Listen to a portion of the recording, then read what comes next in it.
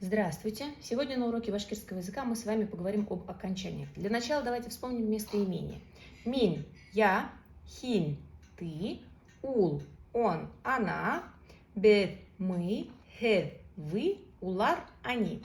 Чтобы сказать «моё», мы говорим минен, твое – хинен, ее – унен, его – унен, наше – беден, ваше – хедден, их, уларден. И добавляется окончание уже к существительному. Минен исемем. Вот это окончание. Исемем. Мисалдар – это примеры. Хинен китабен. Буковка П сменяется на букву Б и добавляется окончание. Чтобы задать вопрос, мы добавляем окончание М. Хинен китабен м. Это твоя книга. Хинен бульме. Бульме – это комната. Бульмен – это твоя комната. Хинен бульмен тугель. Тугель в данном случае это отрицание, то есть это не твоя комната. Хинен бульмен тугель. Далее.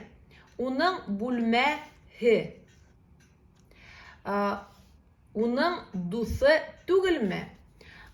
Если бы было просто тугель, то было бы это не его друг.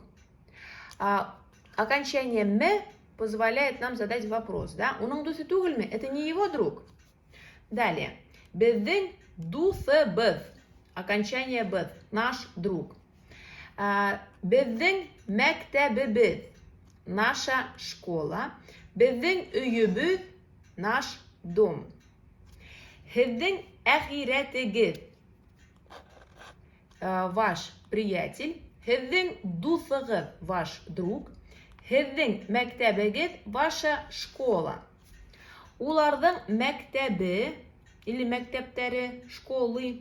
Улардың үйі, их дом или үйдері, их дома.